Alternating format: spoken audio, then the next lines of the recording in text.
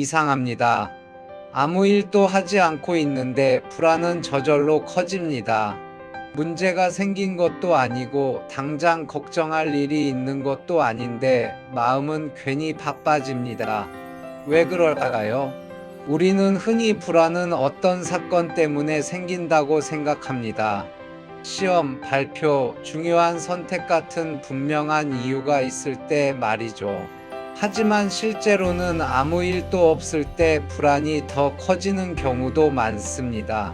그 이유 중 하나는 우리 뇌가 가만히 있는 상태를 위험으로 해석하기 때문입니다. 뇌의 기본 역할은 안전 유지입니다. 그래서 위협이 명확하지 않을 때도 가능한 위험을 미리 찾으려 합니다. 심리학에서는 이런 상태를 예측 불안이라고 부릅니다. 아직 일어나지 않은 일을 미리 상상하며 불안을 키우는 과정입니다. 연구에 따르면 인간의 뇌는 예측 기계와 같습니다. 미래를 만드는 것이 뇌가 하는 가장 중요한 일이라는 겁니다. 문제는 이 예측이 대부분 부정적인 방향으로 흐른다는 점입니다. 가만히 있을수록 뇌는 빈칸을 채우기 시작합니다. 혹시 잘못되면 어쩌지? 놓치고 있는 건 없을까? 이대로 괜찮은 걸까? 불안은 사건이 아니라 해석에서 자라납니다. 여기에 또 하나의 요소가 더해집니다. 바로 통제감의 상실입니다. 무언가를 하고 있을 때는 결과가 어떻든 내가 움직이고 있다는 느낌이 있습니다. 하지만 아무것도 하지 않을 때는 상황을 통제하지 못하고 있다는 감각이 커집니다. 심리학자 바로우는 이걸 불안의 심리적 취약 요인으로 설명했습니다. 감소된 통제감이 불안 장애의 핵심 요인이라는 겁니다. 연구에 따르면 사람은 통제할 수 없는 상태에서 불안을 훨씬 더 크게 느낍니다. 그래서 가만히 있는 시간은 휴식이 아니라 불안 증폭기가 되기도 합니다. 흥미로운 점이 하나 있습니다.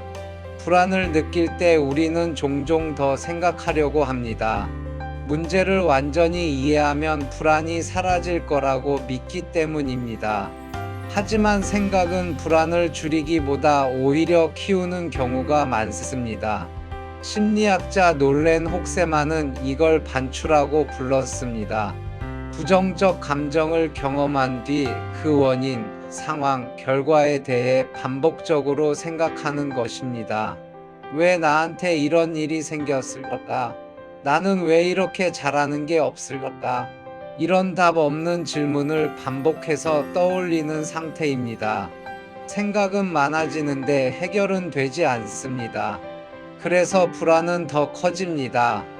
여기서 질문을 바꿔봅니다. 불안은 정말 해결되지 않은 문제일까요? 아니면 통제할 수 없는 상태를 견디기 어려운 뇌의 반응일까요? 어쩌면 불안을 없애려 애쓰기보다 불안이 커지는 조건을 줄이는 게 더 현실적인 접근일지도 모릅니다. 완벽한 해결이 아니라 작은 통제감 말입니다. 그래서 불안을 다룰 때 중요한 건 큰 결단이 아니라 아주 작은 행동일 수 있습니다. 정리하기, 메모하기, 몸을 움직이기, 결과를 바꾸기보다 상태를 바꾸는 행동들입니다.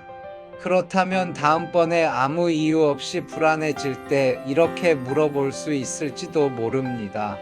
나는 지금 무엇을 해결하려는 걸까? 아니면 아무것도 하지 않는 상태를 견디기 어려운 걸까? 이 영상에는 정답이 없습니다. 다만 우리가 왜 가만히 있을수록 불안해지는지 같이 생각해보고 싶을 뿐입니다. 여러분은 불안할 때 주로 어떤 상태에 계신가요? 지식을 싣고 출발해 생각에 착륙하는 비행, 지식과 생각 비행기입니다.